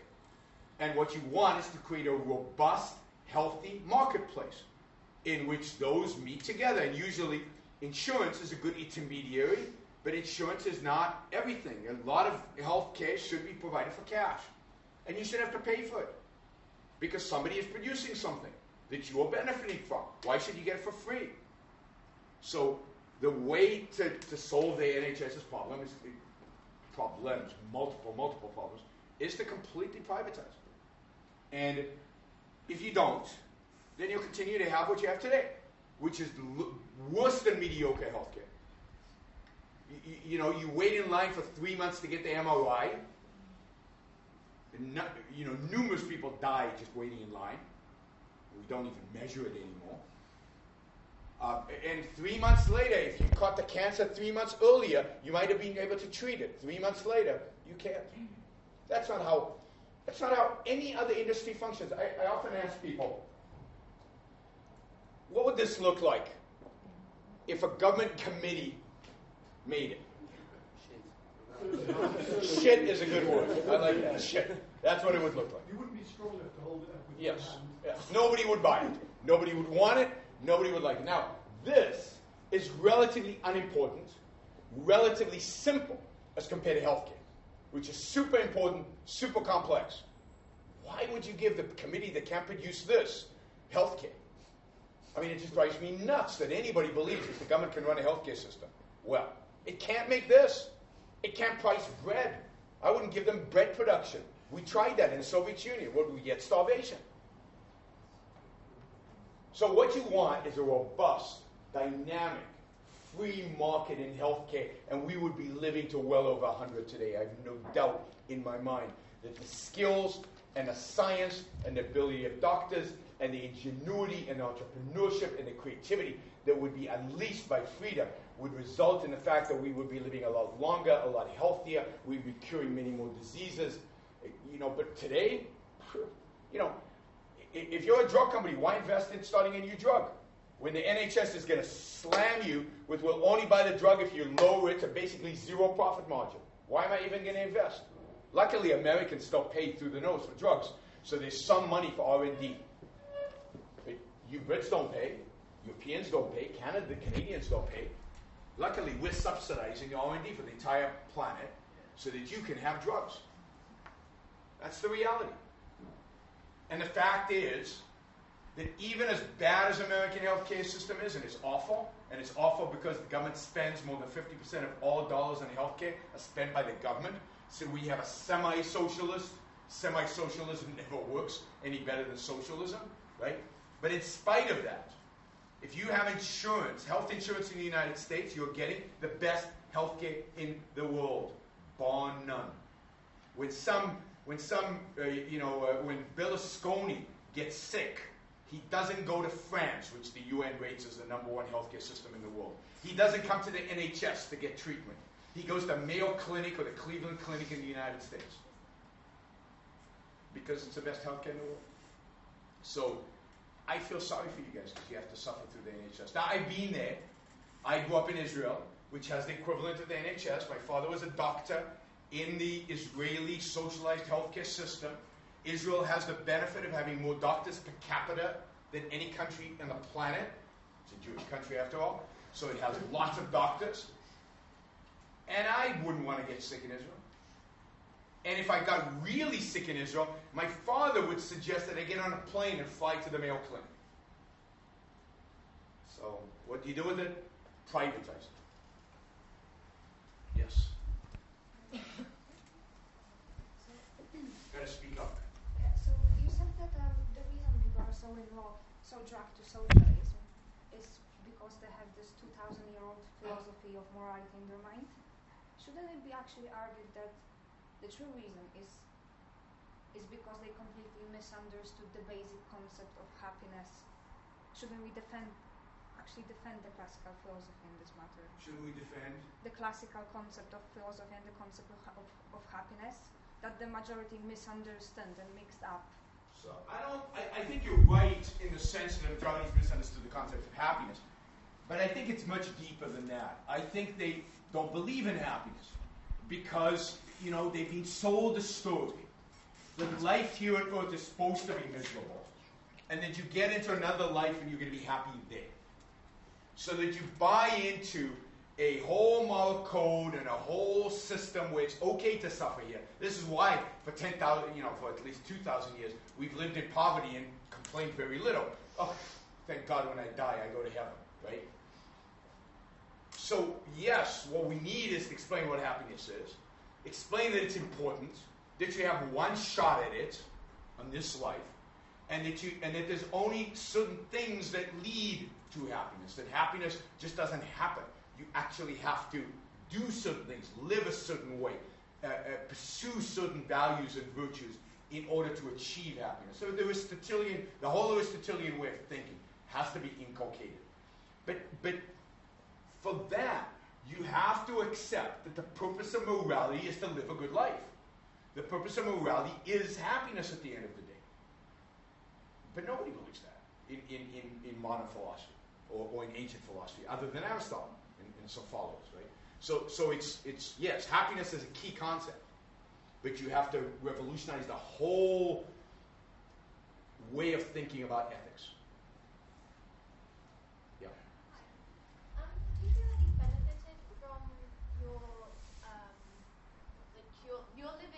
in America, I assume, or you are American? Well, I am now. Yeah. I chose to go to America. So it wasn't an accident. I actually chose it. So you're living in a capitalist society. Yeah. Do you feel like you're benefiting from that, not really seeing the true poverty and the true exploitation of the people who are making the things that you're consuming to make your life better in your own self-interest? No. Does it make it easier to follow that that philosophy? Well, because I don't believe anybody's been exploited to make my life better. And I've traveled the world. I don't just stay in America. I go all over the place. I've been to China. I've been to factories. I've actually talked to Chinese people. I counter to most people who complain about Chinese labor. And I don't believe there's exploitation. I've read studies. I've actually studied the issue of how capitalism works, and it works beautifully. And there's a middle class in China because American companies have gone there and provided jobs to those people. I was poor when I came to America. I came to America with 2 suitcases and a wife who couldn't work because I was on a student visa and she was on a married student visa, which meant she couldn't work. And we survived. It wasn't easy, but we made it ourselves. I had 2 kids. I remember my largest monthly expense was diapers because they're expensive. But I'd rather get the disposable ones than the other ones any day. I know what it's like to be poor, right? In American style poor, which is not that poor. We still had air conditioning. We had a $700 automobile, which had holes in the floor, so when you went through a puddle, water would come up like a geyser. So what? But I wasn't exploited. I was working hard, to make myself better, make my life better, get a job, start a company. And today, you couldn't put all my stuff into 2 containers on a big ship because I've done what? So that's because of capitalism. And it's not because of people exploited by capitalism, because they're not. Remember, before capitalism, we were all poor. Now, nobody is poor in America by the standard of $3 a day. Nobody. And people in China are rising out of poverty. Only 8% of the population of the earth, because of capitalism, are poor, but by the $3 a day standard. And the workers are getting richer and richer and richer in places like China and places like India, when they're allowed to be free. And we sit here and judge the Chinese workers that are being exploited. Right? What do they have if they don't go to work for Apple? They've got a farm where people are dying of starvation. So not only do they come to work in Apple and put some money in their pocket and actually get a little apartment and actually start rising in their place in life and become more productive and get more money and maybe even go out and become a manager and maybe even start a business, but they are sending money home. But we want to take those jobs away from them because we're exploiting them. I mean, that's, to me, absurd. There's no exploitation in a free market. Socialism is the system of exploitation. It exploits all people with ability. It uses them, and it throws them away afterwards, and sometimes it just murders them. But the essence of socialism and exploitation, the essence of capitalism is trade, win-win relationships. You want to work for me? Great. Here's how much I will need to pay. If this amount of pay makes your life better, take it. If not, go and find a job with somebody else who will pay you better. There's competition for your labor. Every one of you. There are people who are going to compete for your labor. Everybody, even the poorest people in England, have competition for their labor in a free market. And you better yourself by going out there and working and gaining knowledge and gaining productivity and improving yourself, which is the only system in human history has allowed people to do that, is capitalism. So it's the exact opposite of exploitation. Sorry, we're going to have to interrupt there. Right. We've got a yoga class coming in 4 minutes. I didn't bring my hot pants, so it's not going to work out. So thank you very much for this. It's absolutely excellent. Round of applause.